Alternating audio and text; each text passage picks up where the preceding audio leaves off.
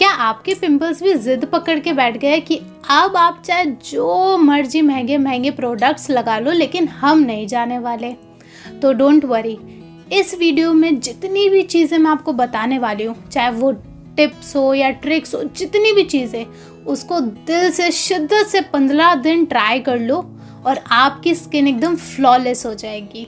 राधे राधे, हरे कृष्णा और आपका स्वागत है आपके अपने चैनल वेरोनिका आयुर्वेदा में। जी हाँ, आज हम एक ऐसी मेजर प्रॉब्लम के बारे में बात करने वाले हैं जो हर लड़का और लड़की का कंसर्न बन चुका है। जी हाँ, हम पिंपल और एक्ने के बारे में बातें करने वाले हैं। इस वीडियो में हम जो आपके दिमाग में जितने भी क्वेश्चंस आते हैं रिलेटेड टू पिंपल्स, उन सभी क्वेश्चंस को कवर करेंगे। जैसे, क्या पिंपल और एक्ने सिमिलर होते हैं? क्या चीज़ें हमें ऐसी हैं जो अवॉइड करनी चाहिए, क्या ऐड करनी चाहिए, और जितने भी क्वेश्चंस हैं सारे हम इस वीडियो में कवर करने वाले हैं। तो चलिए स्टार्ट करते हैं। जो सबसे पहला क्वेश्चन जो हमारे दिमाग में आता है, क्या पिंपल और एक्ने सेम चीज़ है? देखिए, वैसे इन्हें सिमिलर ही माना जाता है, लेकिन हम एक्ने, किसको हम एक्ने का नाम देते हैं? जो हमें ब्लैक हेड्स, वाइट हेड्स हो जाते हैं, उन्हें हम बेसिकली एक्ने कहते हैं। और जब यही ब्लैक हेड्स और वाइट हेड्स जब आपके पस के फॉर्म में डेवलप हो जाते हैं, पस वाले जो दाने होते हैं उसमें कन्वर्ट हो जाते हैं, तब हम इन्हें पिंपल्स कहते हैं।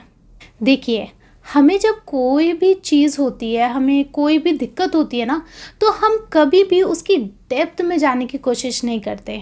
हम चाहते हैं कि बस हमें कोई सल्यूशन बता दे और उसे भी हम दिल और चाह से फॉलो नहीं करते हैं। तो आज मैं आपको पिंपल्स के बारे में थोड़ा मैकेनिज़्म बताना चाहती हूँ कि एक्चुअली में उनका पूरा प्रोसेस क्या होता है, उनका पूरा मैकेनिज़्म क्या होता है। हमारे स्किन पे पोर्स होते हैं।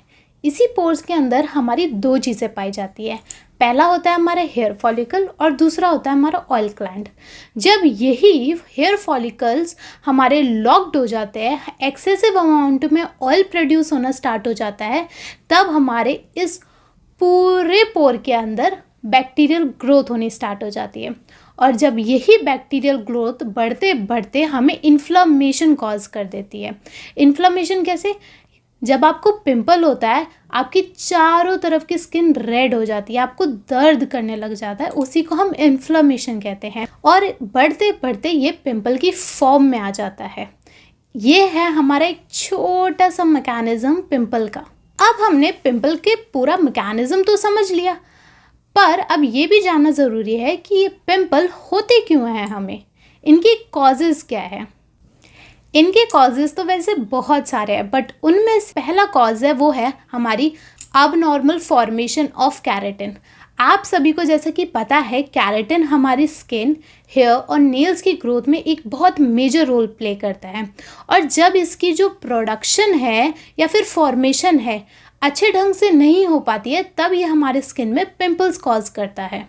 दूसरा और बहुत इम्पॉर्टेंट है, और ये हम हर रोज़ फील करते हैं, हमारे हार्मोनल चेंजेस। जी हाँ, स्पेशली वुमेन को एक पीरियड के दौरान बहुत सारे हार्मोनल चेंजेस आते हैं, जिनकी वजह से उनको पीरियड से कुछ दिन पहले, पीरियड्स के दौरान और पीरियड्स के बाद पिंपल्स, बहुत ज़्यादा एक्ने देखने को मिलता है उनके फेसेस पे।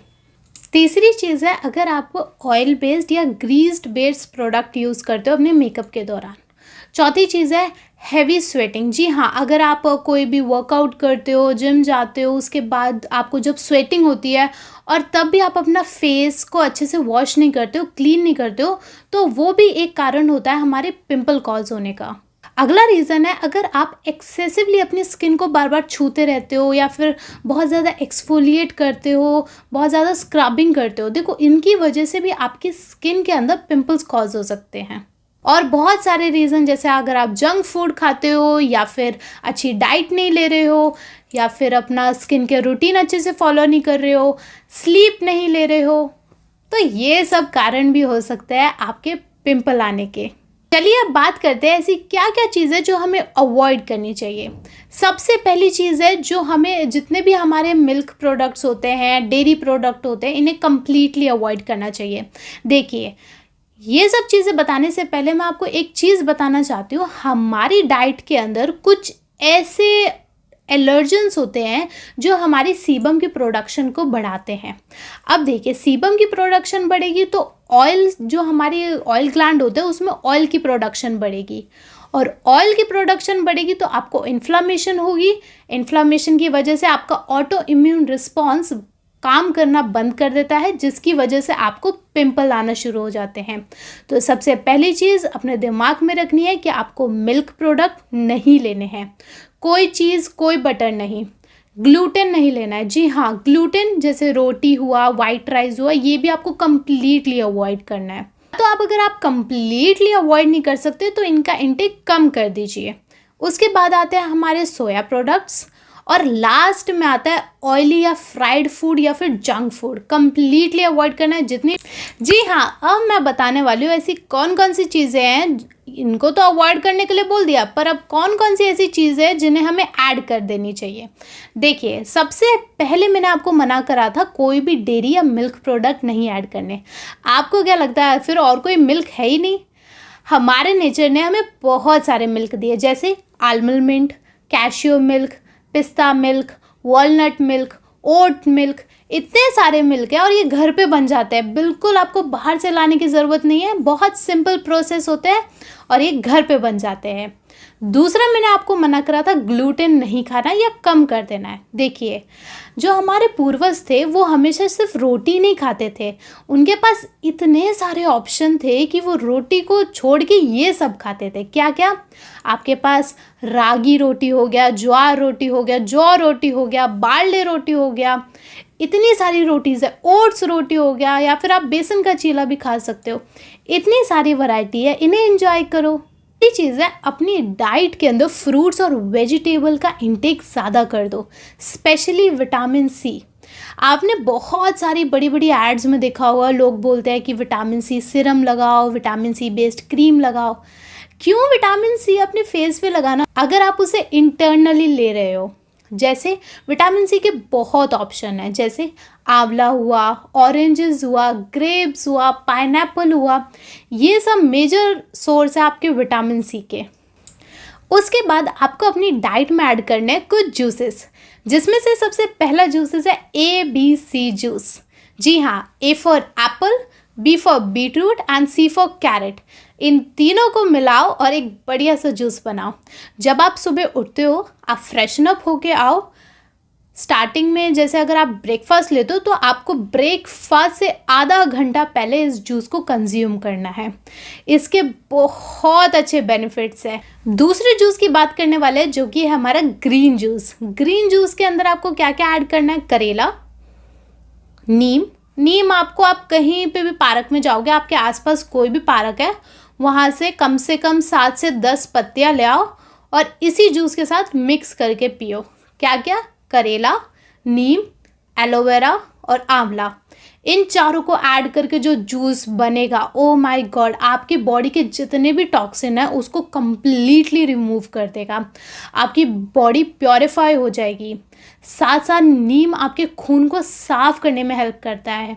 आपने सुना होगा, अगर आपका खून साफ़ नहीं है ना तो आपको पिंपल, बहुत कॉमन है कि अगर आपको पिंपल होंगे ही होंगे। तो अपने खून को प्योरीफाई करो, करेले का जूस पियो, नीम का जूस पियो। और अगर आपको ये सारे चीज़ नहीं मिलते हैं तो इनमें से कोई 2 चीज़ पिक करो, मिक्सी में ग्राइंड करो और इनका जूस बना लो। सिंपल। अगली चीज़ है स्टॉप बस्टिंग योर पिंपल्स। जी हाँ, अपने पिंपल्स को फोड़ना बंद करो।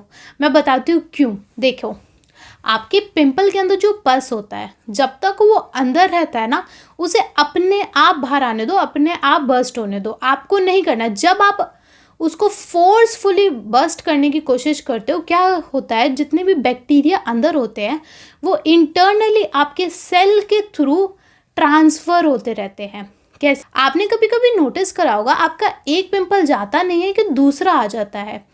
ये भी एक कारण हो सकता है कि आप जब उसे बस्ट करते हो, उसका इन्फेक्शन, उसके बैक्टीरिया जाके सर्कुलेट हो जाता है, जिसकी वजह से आपको दूसरा पिंपल आ जाता है। तो स्टॉप बस्टिंग योर पिंपल्स। अगला है अपनी बॉडी को हाइड्रेटेड रखो। जी हाँ, आप जितना ज़्यादा पानी पियोगे आपकी बॉडी उतनी ज़्यादा हाइड्रेट रहेगी। अगर आप स्पेशली ह्यूमिड वाले एरिया में रहते हो जहाँ पे बहुत ज़्यादा गर्मी होती है, तो कम से कम 4 से 5 लीटर पानी रोज़ पीने की कोशिश करा करो। और एक और चीज़, अगर आपको नहीं पता चल पाता है कि आपको कितना पानी पीना चाहिए, तो डोंट वरी, मैंने इसी चैनल पे एक वीडियो बनाई है जहाँ पे आप अपनी एज के अकॉर्डिंग जान सकते हो कि आपको कितना पानी पीना है। इंटरेस्टिंग। तो ये वीडियो ख़त्म होते ही उसका लिंक मैंने नीचे डिस्क्रिप्शन में दे रखा है, जाके चेक ज़रूर करना। नेक्स्ट है अपना योगा एंड एक्सरसाइज। जी हाँ, योगा एंड एक्सरसाइज को अपनी डेली रूटीन में ऐड करना स्टार्ट कर दो। एक अच्छा स्किन केयर रूटीन होना बहुत इंपॉर्टेंट है। स्किन केयर रूटीन में सबसे पहली चीज़ क्या आनी चाहिए? सबसे पहला आना चाहिए आपका टोनर, सेकंड होना चाहिए आपके पास कोई भी सिरम हो, थर्ड होना चाहिए आपका मॉइस्चराइज़र और फोर्थ होना चाहिए आपका सनस्क्रीन। ये चारों चीज़ इतनी ज़्यादा इंपॉर्टेंट है कि आपका जितना भी डस्ट होता है या हार्मफुल यूवी रेज होती है वो आपकी स्किन तक नहीं पहुंच पाती। ये जितनी भी लेयर्स हम अपने फेस पे लगाते हैं ये एक प्रोटेक्टेंट की तरह काम करती है। और अगर आप एक natural Ayurvedic skin care routine जानना चाहते हैं तो मैं बहुत जल्द इस चैनल पे एक herbal natural skin care routines के प्रोडक्ट्स लेके आने वाली हूँ जो आपको बहुत ज़्यादा अमेज कर देंगे। इनमें 1 रुपये पैसा भी नहीं लगेगा और आपके घर बैठे बैठे सारे स्किन केयर प्रोडक्ट्स बन जाएंगे। अगला और जो आयुर्वेदा प्रिस्क्राइब करती है वो है 1 डे फास्टिंग। जी हाँ, आपको पूरा दिन सिर्फ लिक्विड्स पे रहना है, कोई भी चीज़ आपको नहीं खानी है। अगर बाय चांस आप स्टार्टिंग में नहीं फास्ट कर पाते हो, इट्स ओके, आप फ्रूट्स खा सकते हो। फ्रूट्स प्लस आपके जितने भी जूसेस मैंने आपको स्टार्टिंग में बताए थे वो इंक्लूड कर सकते हो। देखो, जब आप फास्टिंग करते हो ना, अपनी बॉडी को रेस्ट देते हो डाइजेशन से, तो क्या होता है आपकी बॉडी हील करना स्टार्ट करती है। आपकी बॉडी आपके जितने भी प्रॉब्लम्स हैं उन्हें अपने आप से कॉन्फ़िगर करके उसको ठीक करती है। तो ये बहुत इंपॉर्टेंट है कि आप हफ्ते में कम से कम 1 दिन अपनी बॉडी को रेस्ट दो, 1 दिन पूरा फास्टिंग पे रखो। आपको सिर्फ लिक्विड्स लेने हैं और अगर आप लिक्विड्स पे नहीं रह पा रहे हो, आपकी एनर्जीज लो हो रही है, तो आप फ्रूट्स भी खा सकते हो। लास्ट और फॉरमोस्ट इम्पॉर्टेंट थिंग है कि चाय कंप्लीटली अवॉइड कर दो, इसकी जगह स्विच कर दो हर्बल टीज़ पे। हर्बल टीज़ में कौन कौन सी? तुलसी टी हो गया, हमारी जिंजर टी हो गया, मिंट टी हो गया, और हमारी जैस्मिन टी हो गई, हमारी एलोवेरा ड्रिंक हो गई, और बहुत सारी ड्रिंक्स है। मेनली ये ड्रिंक जो है ये आपके पिंपल को हटाने में काफ़ी ज़्यादा हेल्प करती है। साथ साथ ये आपका मेटाबॉलिज्म भी इंक्रीज़ करती है, ताकि जब आप योगा एक्सरसाइज करोगे तो आपका जितने भी पिंपल्स हैं उनको हील करने में और फास्ट हो जाए। जितनी भी चीज़ें मैंने आपको बताई है इन्हें कम से कम 15 दिन ज़रूर फॉलो करना है। देखो, मैं एक चीज़ बताना चाहती हूँ, जब आप स्टार्टिंग में इसे फॉलो करना स्टार्ट करोगे ना, आपको हो सकता है और पिंपल आना स्टार्ट होंगे। क्योंकि देखो क्या होता है, जब आप अपनी बॉडी को एक अनहेल्दी बॉडी से एक हेल्दी बॉडी पे स्विच करते हो ना, तो जितने भी आपके रिमेनिंग टॉक्सिन होते हैं आपकी बॉडी के अंदर, जितनी भी गंदगी होती है वो बाहर आने की कोशिश करती है, ताकि अच्छी चीज़ें आपकी बॉडी के अंदर रहे। तो स्टार्टिंग में हो सकता है आपको और पिंपल्स आए, आपकी स्किन थोड़ी और स्वेटी हो जाए, ऑयली हो जाए, तो डोंट वरी, इसे आप फिर भी कंटिन्यू करते रहना कम से कम 15 दिन। और 15 दिन के बाद जो आपको रिज़ल्ट मिलेंगे, प्लीज़ कमेंट करके मुझे ज़रूर बताना कि इसके रिज़ल्ट कैसे थे।